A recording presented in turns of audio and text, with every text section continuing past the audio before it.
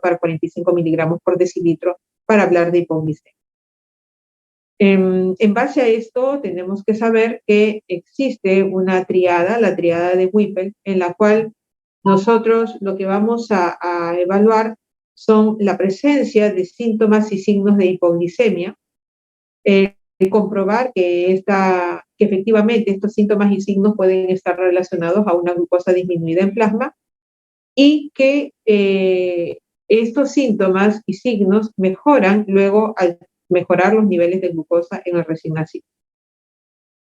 Entonces tenemos, como les mencionaba, dos puntos de vista de la Academia Americana de Pediatría, en la cual sus, digamos, pacientes de riesgo para poder presentar hipoglicemia, tenemos los pretérminos tardíos, 34 a 36, 6/7 semanas, y en cuanto a los pacientes que son a términos, aquellos que sean pequeños para edad gestacional, hijos de madres diabéticas y grandes para edad gestacional.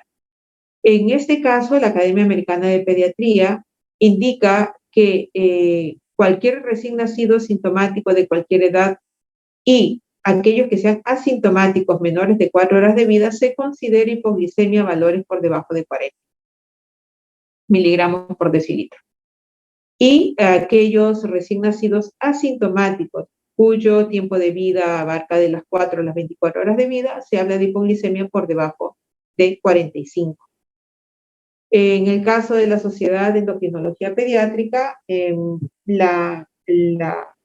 digamos, el comentario, el concepto es que si las concentraciones de glucosa en plasma son lo suficientemente bajas para que causen signos y síntomas de disfunción cerebral, eso es una hipoglicemia.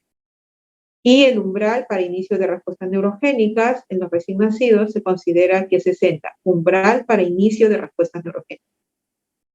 En el caso de los neonatos en los cuales hay una hipoglicemia persistente, los neonatos de alto riesgo, es decir, pueden ser pretérminos tardíos, pueden ser pequeños para edad gestacional, hijos de madre diabética, grandes, macrosómicos, en los cuales no hay sospecha de una hipoglicemia congénita, se habla de una hipoglicemia en los menores de 48 horas de vida cuando estos no pueden pasar el umbral de 50 miligramos por decilitro. O sea, están de 50 para abajo, hablamos de hipoglicemia, o menores de 50.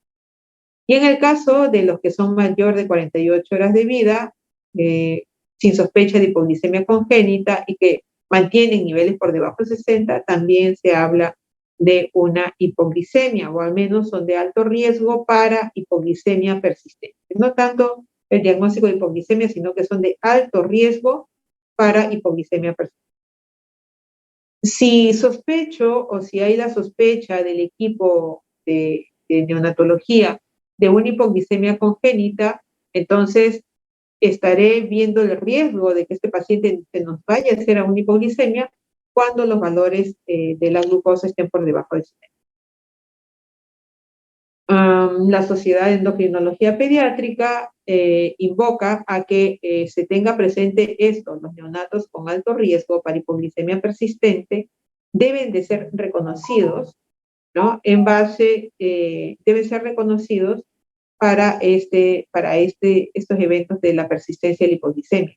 Y así tenemos neonatos con riesgo incrementado que van a requerir el screening, el estudio de glucosa, pacientes con síntomas de hipoglicemia, grandes para edad gestacional, aún que no tengan una diabetes materna, pacientes con estrés perinatal, pacientes que están con estrés perinatal están relacionados básicamente a la asfixia al nacer, isquemias, partos por cesárea, por dificultad fetal, por distrés fetal, preeclampsias o eclampsias maternas o también hipertensión, el retardo del crecimiento intrauterino, síndrome de aspiración meconial, eritroblastosis fetal, policitemia e hipotermia.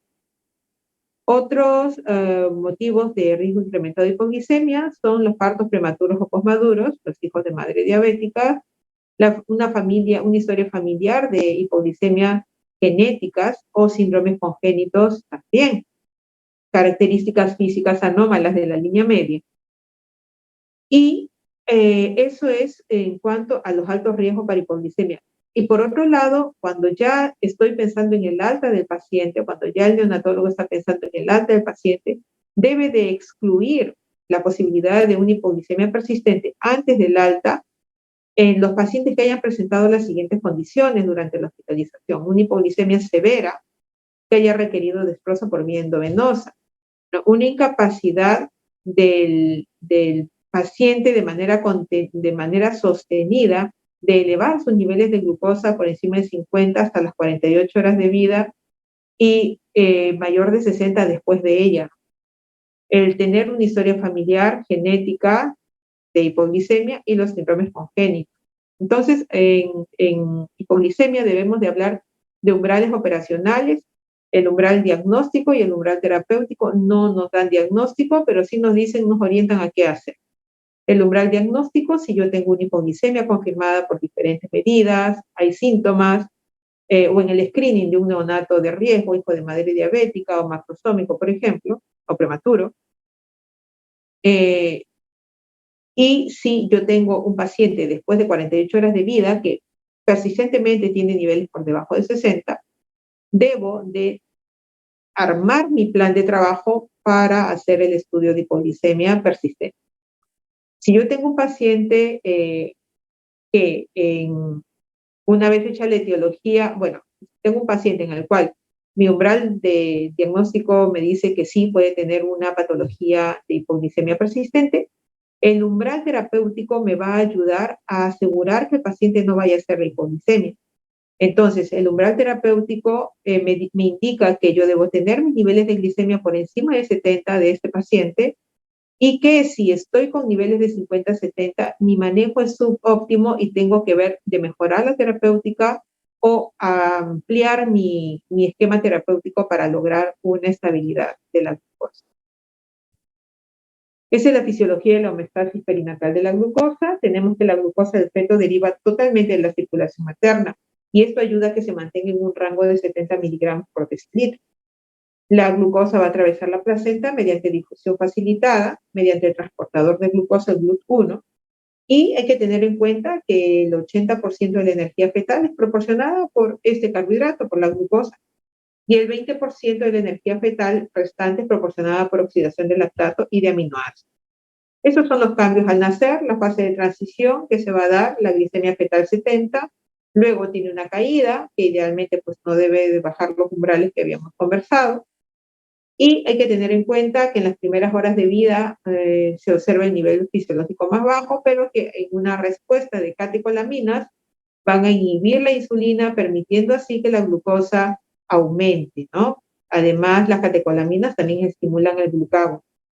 Y vamos a tener entonces nuestro paciente que va a movilizar su glucosa almacenada en el glucógeno y luego eso es la glucogenólisis, el 50%, y el restante a través de la gluconeogénesis, ¿no? Casi un 30% de aporte de glucosa por la vía del piruvato y un 20% por la lipólisis. Esto es importante que ustedes lo tengan en cuenta, que hay hormonas contrarreguladoras y que también es importante conocerlas porque cuando ustedes vayan a estudiar un paciente con una hipoglicemia o riesgo de una hipoglicemia persistente, tienen que saber qué hacen una u otra de estas hormonas contrarreguladoras.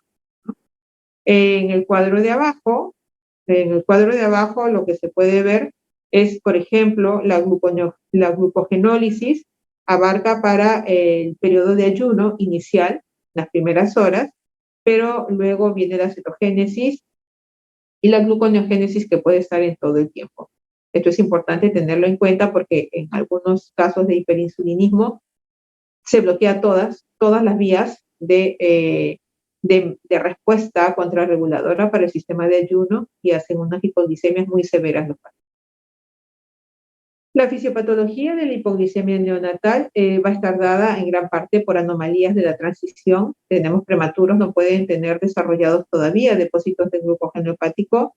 Puede ser por inmadurez de enzimas hepáticas para la gluconeogénesis y para la síntesis de cetonas también. Y por ello se va a incrementar el riesgo de hipoglicemia, sobre todo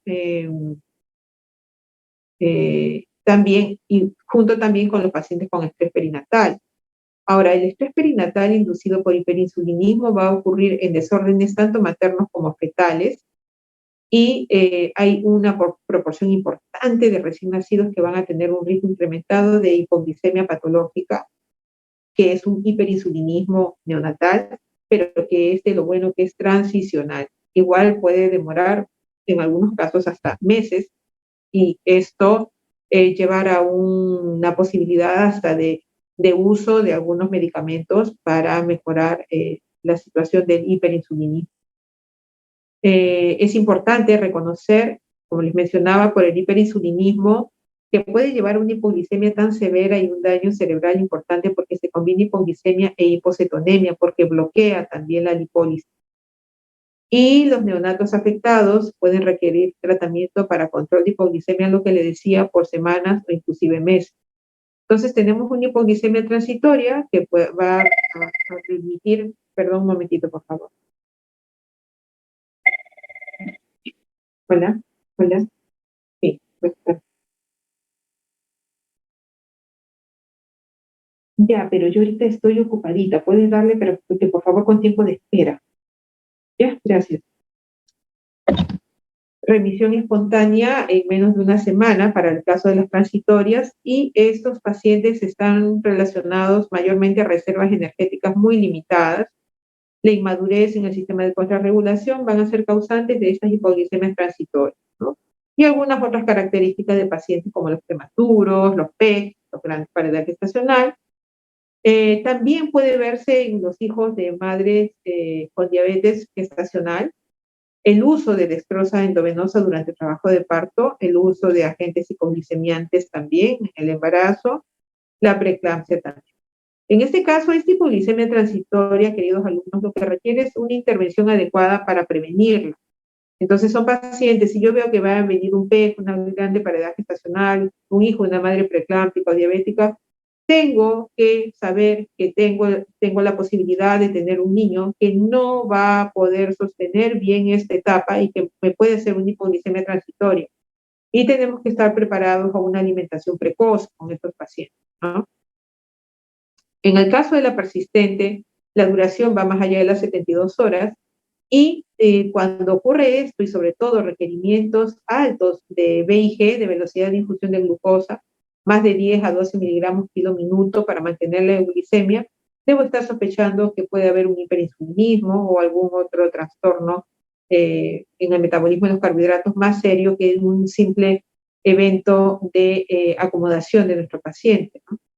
Estas tienen una alta tasa de daño cerebral y las causas más frecuentes en recién nacidos hasta menores de 2 años es el hiperinsulinismo, el déficit de hormonas contrarreguladoras y déficit enzimático. La historia clínica, como siempre, completa, los antecedentes familiares, el tipo de embarazo, parto, las características que ya les había mencionado de algunas mamás, de algunas gestantes, que pueden llevar a un niño a riesgo de una hipoglicemia persistente. ¿Cómo es la hipoglicemia? Si está relacionado en el momento de la toma de la leche, a las cuantas horas, a los cuantos minutos. En el examen físico también hay que descartar si estuviera sepsis o shock, porque muchas veces los cuadros, los signos y síntomas no son patognomónicos de nada. Si hay dismorfismos, o sea, algún problema en la línea media, también voy a pensar que pueden hacerme una hipoglicemia por un hipopituitarismo. Si están pletóricos, hay alteración en los genitales, que forman parte de la línea media, si hay cataratas, si hay una orina con olor sui generis para las enfermedades metabólicas como la orina con olor a jarabe de arce, que hacen también hipoglicemias, o la macroglosia, en los casos de síndromes genéticos como el síndrome de Beckwith-Wiedemann, que suelen cursar con hipoglicemias severas también. Los signos y síntomas en realidad básicamente van a estar dados por manifestaciones neurológicas, ¿no? Entonces tenemos, por ejemplo, síntomas neurogénicos que empiezan primero con temblores, con tremores, poco de taquicardia, hambre, palidez, hipotermia, y los neuroglucopénicos, en los cuales ya hay letargia, irritabilidad, pobre alimentación, puede haber convulsiones, cianosis, taquipnia, ¿no? Un llanto chillón muy fino, movimientos de succión, de chupeteo, hasta convulsiones, ¿no? Es importante, si ya se define que efectivamente hay un problema de hipoglicemia, tomar las muestras de sangre necesarias para llegar a las posibilidades diagnósticas de manera temprana. En este caso hablamos de la muestra crítica. Entonces, la muestra crítica es una muestra de sangre que se toma cuando se comprueba o cuando se toma una glucosa por debajo de 50 miligramos por decilitro de glucosa. Entonces, uno toma todas las muestras, inclusive puede uno congelar muestras tanto de sangre como de orina para luego poder evaluarlas si el caso ocurrió en un momento donde el laboratorio central no está trabajando óptimamente por la hora. Entonces, todas estas pruebas deben de hacerse. Una glucosa, lactato, la insulina, el péptido C, 3-hidroxibutirato, ácidos grasos libres, el cortisol, la hormona de crecimiento, una gasometría, CPK, glucagón, ACTH. En nuestro país no tenemos 3-hidroxibutirato, no tenemos glucagón. Puede también tomarse los exámenes inclusive después de haber corregido la glucosa, acilcarnitinas, aminoácidos plasmáticos, amonio, urea y electrolitos y exámenes de evaluación hepática. En nuestro país no tenemos para hacer amonio en los hospitales. Eso sí hay en las clínicas, pero no hay en los hospitales, solamente una que otra clínica. Y pasada el proceso de hipoglicemia, tomar una muestra de orina para buscar cuerpos cetónicos y ácidos orgánicos para descarte de enfermedades, sustancias reductoras, aminoácidos, para la búsqueda de enfermedades metabólicas, ¿no? Entonces es importante que en el algoritmo yo puedo tener mi hipoglicemia, tener mi muestra crítica y ya orientar un poco a mi diagnóstico, ¿no? Si tengo en los gases arteriales una acidemia, entonces y puedo evaluar el lactato que esté elevado, entonces pensaré en defectos de la gluconeogénesis y así voy buscando, por ejemplo, si no hay acidosis y tengo unos ácidos grasos bajos, unos triglicéridos bajos, entonces podré pensar en una hipoglicemia hipocetóxica y podré ir buscando mis alternativas diagnósticas. Pero es importante la muestra crítica, no solamente la glucosa sola, porque si no, no me va a orientar, me va a orientar a un manejo, a un umbral operacional, pero no me va a llevar a un proceso diagnóstico etiológico, ¿no? Bueno, esto es solamente para que ustedes también en algún momento lo puedan revisar y sepan todo lo que significa la muestra crítica, todos esos exámenes que se evalúan y los desórdenes a los cuales pueden estar relacionados. El tratamiento, todo paciente sintomático y con niveles de glucosa por debajo de 40 miligramos por decilitro deben de recibir endovenoso, glucosa por vía endovenosa, sintomático, ¿no? Y paciente asintomáticos, entonces vamos a tener acá nuestra división. Si son desde nacimiento hasta las 4 primeras horas de vida, lo primero que tengo que hacer es, el paciente debe recibir su alimentación dentro de la primera hora de vida. Y después que termine de lactar, hacer una toma de glucosa 30 minutos después de esta primera toma. Y si tengo en la primera evaluación 25 miligramos menos de 25 miligramos por decilitro, volver a alimentar y chequear en una hora. Si persiste por debajo de 25, recién me voy a la glucosa endovenosa. Si está entre 25 y 40, alimento o también puedo usar glucosa endovenosa de acuerdo a el tipo de paciente que yo tengo. Ya es digamos, una apreciación mayor, ¿no? Tengo un paciente asintomático y entre las 4 y 24 horas el niño se ha seguido alimentando perfectamente bien, pero en una de esas le hago un screening de glucosa y encuentro por debajo de 35. Lo alimento y checo en una hora. Si está por debajo de 35, endovenosa glucosa, o si está entre 35 y 45, realimento, o dependiendo del tipo de paciente que tenga, pondré también glucosa por vía endovenosa. Entonces, ¿cuál es la idea? ¿Qué es lo que yo busco? Que los niveles de glucosa estén iguales o por encima de 45, ¿ya? Eso es lo ideal, ¿no? Previo a su alimentación siempre. La dosis de glucosa que se da es de 200 miligramos por kilo y en una dextrosa al 10% equivale a 2 mililitros por kilo de peso, ¿ya? Posteriormente a eso, si voy a necesitar una infusión, la infusión debe ser entre 5 y 8 miligramos por kilo por minuto, que ya eso en su momento se hará en la práctica de cómo se hace el cálculo del BIG de cada paciente, ¿ya? Las recomendaciones de manejo entonces para recién nacidos con sospecha de hipoglicemia es ya en este caso con sospecha de hipoglicemia congénita, la necesidad de una infusión de glucosa con un VIG mayor de 10 a 15 o VIG siempre por más de 5 días. Hay que sospechar causas de hipoglicemia persistentes. Si yo llego a un VIG mayor de 20, ya no es de ayuda para mantener los niveles de glicemia, entonces debo de ir hacia alguna otra terapéutica farmacológica.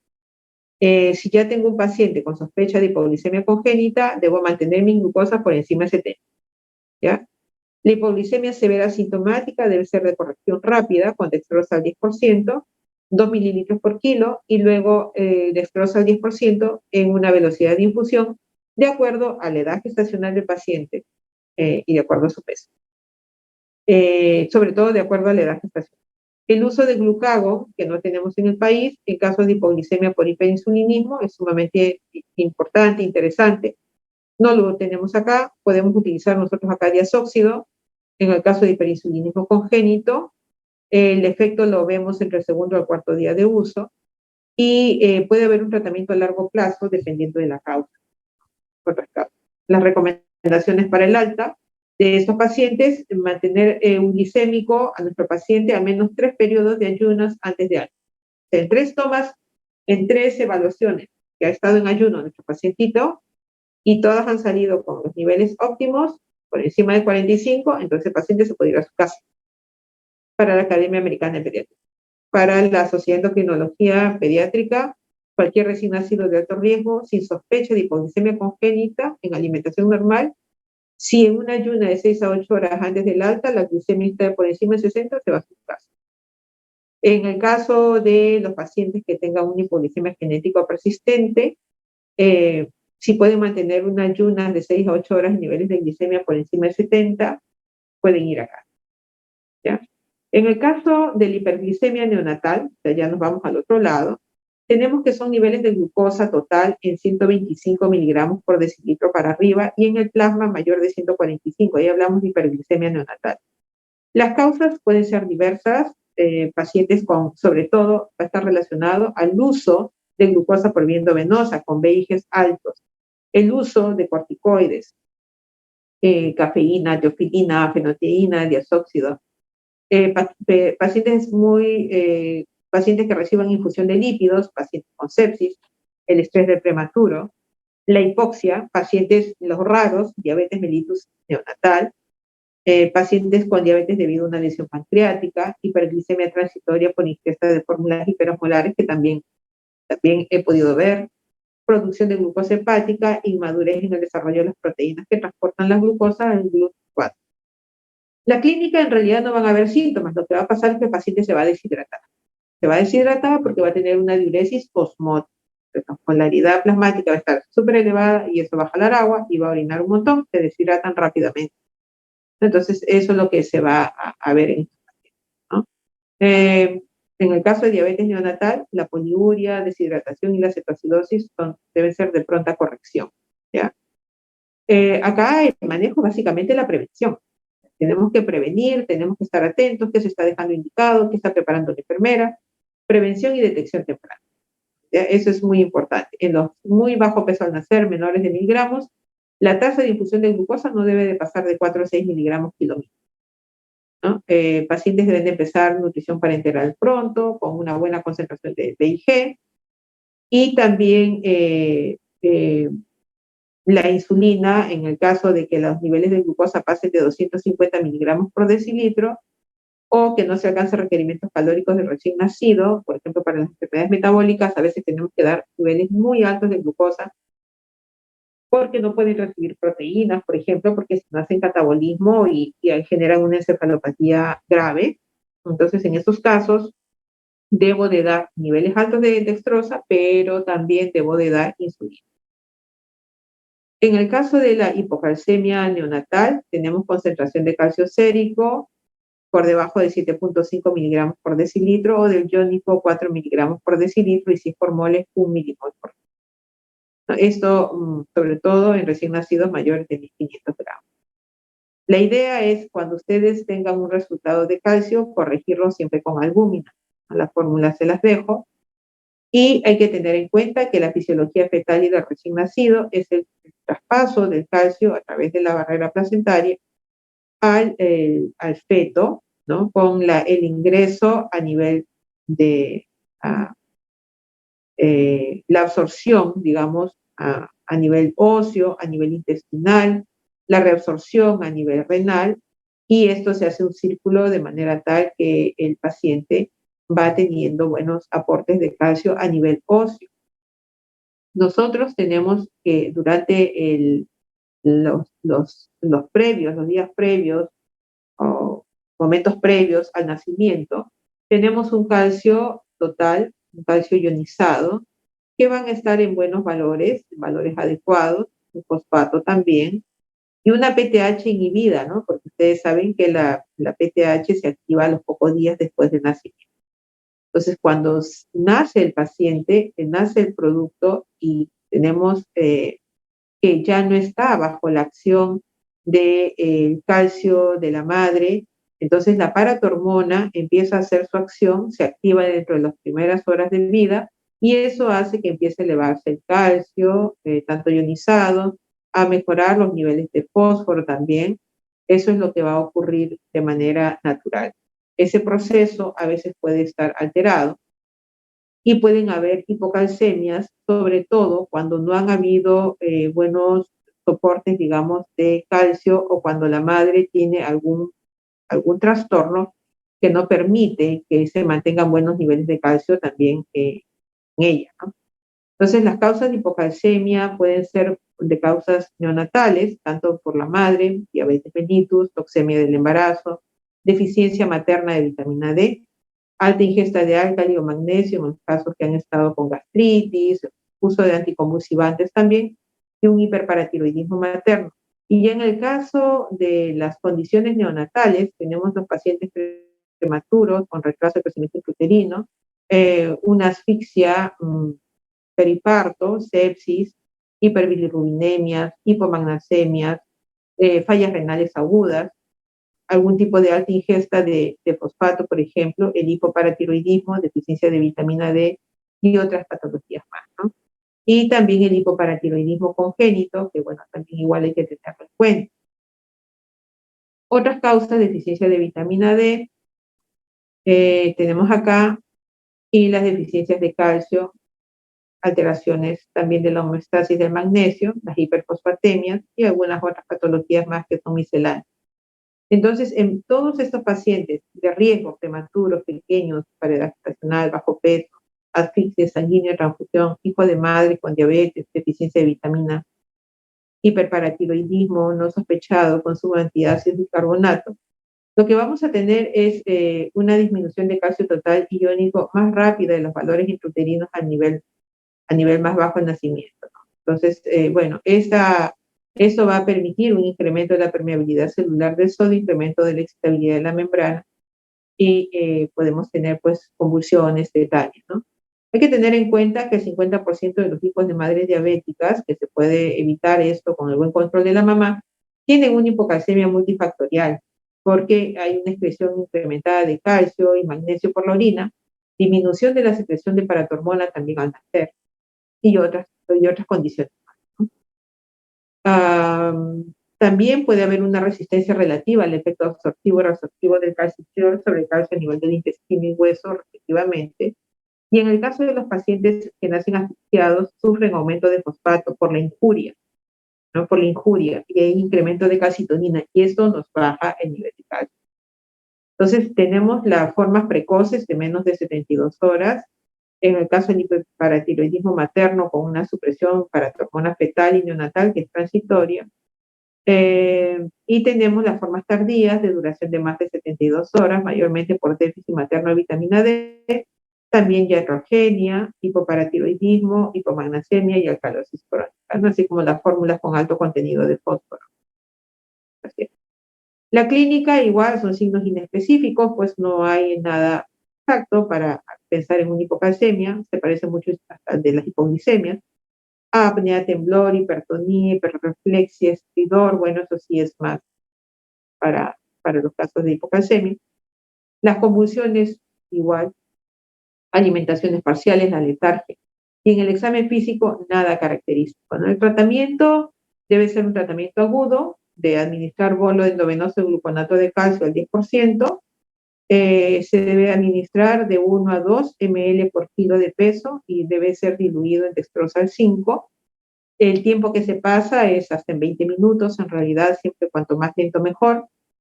Máximo 20 mililitros por bolo y la velocidad de infusión máxima de 50 a 100 miligramos de gluconato por minuto.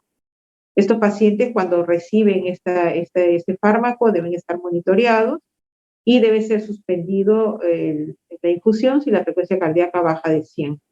¿No? Se puede repetir el bolo hasta que cesen los síntomas y no administrar fosfatos o carbonatos por el riesgo de precipitación. Una vez controlado el paciente con los bolos, ya puedo pasar a la infusión endovenosa o también en 4 dosis, una infusión en 24 horas, cualquiera de las dos formas se puede utilizar. Depende de la experiencia también de su personal con el que cuenten, pero esto también debe hacerse igual en una unidad de cuidados intensivos neonatal. No debe pasarse en cualquier otro lugar, en cualquier otra sala, porque el paciente tiene que estar monitoreado. ¿Ya? Una vez que el paciente pueda tolerar la vía oral y ya tenemos un calcio sérico mayor de 7.5 miligramos por decilitro, idealmente puedes dar el calcio vía oral o también darle calcitriol, ¿no? Entre 24 a 48 horas de iniciado el manejo con los bolos. Ya 24 a 48 horas y pasamos ya, si podemos pasar la vía oral, en buena hora. El calcio vía oral, la dosis de 50 a 150 miligramos por kilo día en 4 dosis, con máximo 1 gramo por día. Y si no hay una mejoría, entonces podemos agregar el calcitriol en el caso de hipo o pseudohipoparatiroidismo, calcitriol a la dosis que está indicada. El monitoreo es con calcio sérico, iónico, fósforo en valores normales. El producto calcio-fósforo no debe ser mayor de 65 por el riesgo de depósito de calcio en tejidos blandos.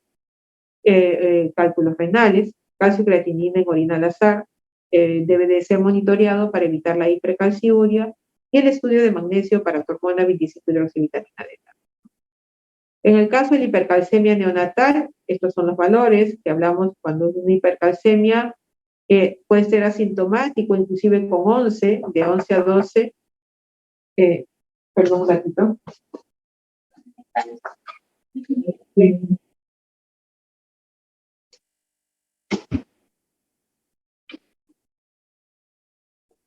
En el caso de hipercalcemia leve, de 11 a 12, y en el caso de una hipercalcemia severa, estamos hablando con niveles mayores de 16.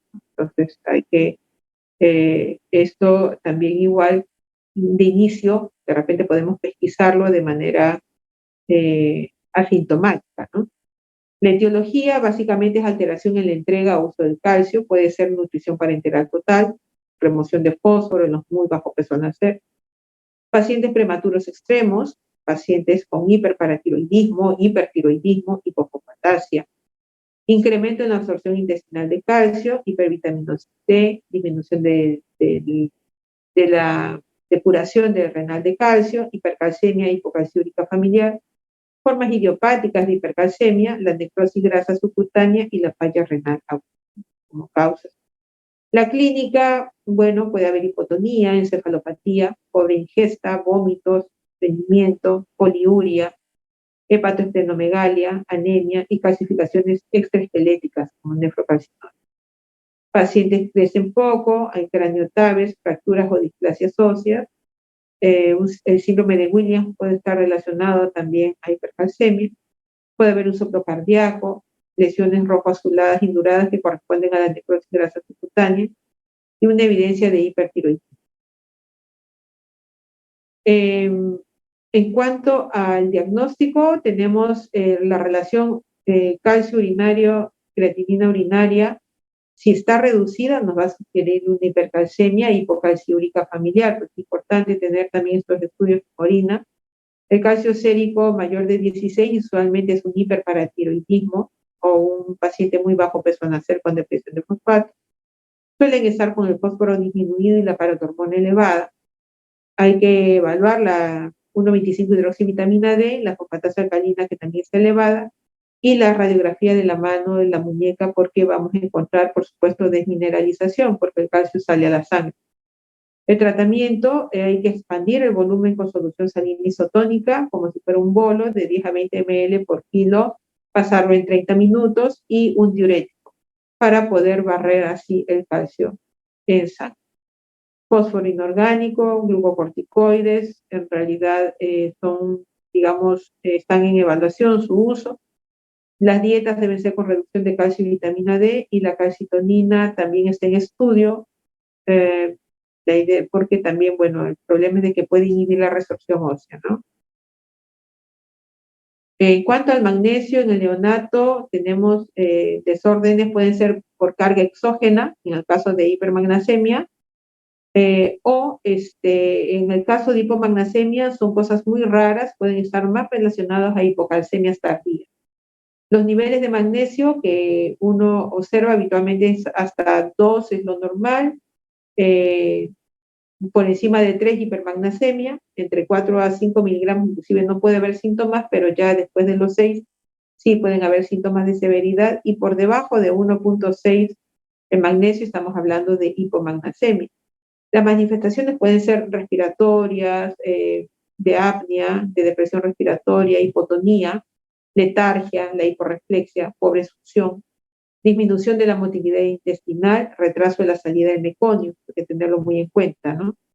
Relacionado a hipocalcemia, también pueden haber síntomas de la apnea y de hipotonía. El tratamiento en estos casos de la hipomagnesemia severa: sulfato de magnesio, 50 a 100 miligramos por kilo por vía endovenosa, pasarla en 2 horas con monitoreo de frecuencia cardíaca. Siempre pásenlo en el tiempo más alejado.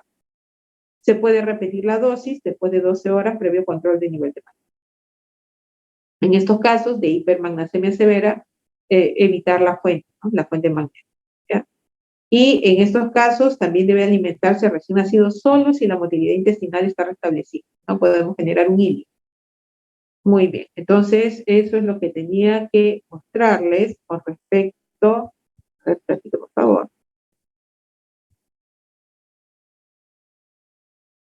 con respecto a los temas de enfermedades, trastornos metabólicos más frecuentes en la recién nacido, ¿ya? Entonces, eso es lo que quería presentarles. ¿Tienen alguna pregunta, por favor? Si no, para que puedan seguir sus actividades.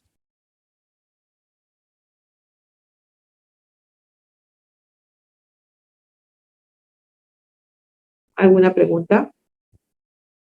Doctora Bernaola.